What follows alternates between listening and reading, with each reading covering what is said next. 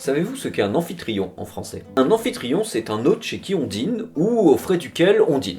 Voilà. Donc typiquement, si vous êtes invité chez quelqu'un, que vous allez manger chez lui, la personne qui vous invite et qui vous régale, c'est votre amphitryon. D'où est-ce que ça vient ce mot? Ça vient tout simplement de la mythologie. Vous savez peut-être que Amphitryon, c'est le père adoptif d'Héraclès. Héraclès étant lui-même le fils d'Alcmène, une mortelle, et de Zeus, le roi des dieux. Mais il se trouve que quand Alcmène est tombée enceinte de Zeus, elle était déjà mariée avec Amphitryon. Alors, qu'est-ce qui s'est passé? Eh bien justement, c'est une histoire assez intéressante, parce que le soir où Héraclès a été conçu, en fait, Zeus avait réussi à s'introduire dans la demeure d'Alcmène et d'Amphitryon. Comment il avait fait? Eh bien il s'était transformé en Amphitryon. Il s'était fait passer pour Amphitryon. Alors bien sûr du coup il a violé Alcmène, puisque Alcmène ne savait pas que c'était Zeus, et elle pensait que c'était Amphitryon. Et c'est ainsi que Alcmène est tombée enceinte de Zeus et donc a eu dans son ventre Héraclès. Alors quel est le rapport entre cette histoire que je viens de vous raconter et Amphitryon, donc l'hôte chez qui on dîne?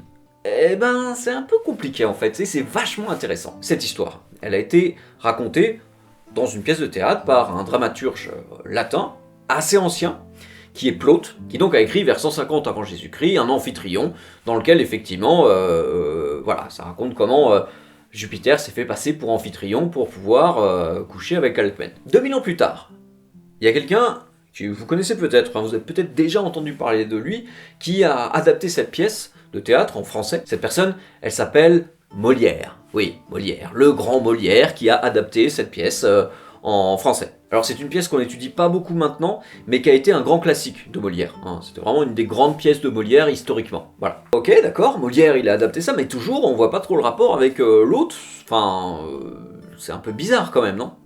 Et bien justement, à la fin de cette pièce de théâtre de Molière, Jupiter, sous la forme d'Amphitryon, avait invité un certain nombre de généraux, puisque, vous ne le savez peut-être pas, mais Amphitryon est en fait le roi de Thèbes.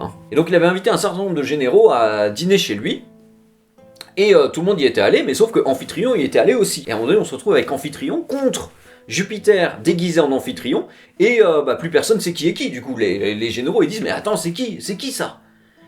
Et là-dessus, le serviteur, à qui on demande, mais c'est lequel le vrai? Il dit, le véritable Amphitryon est l'Amphitryon où l'on dîne. En fait, quand on dit l'Amphitryon où l'on dîne, c'est plutôt l'Amphitryon chez qui on dîne, en français plus contemporain.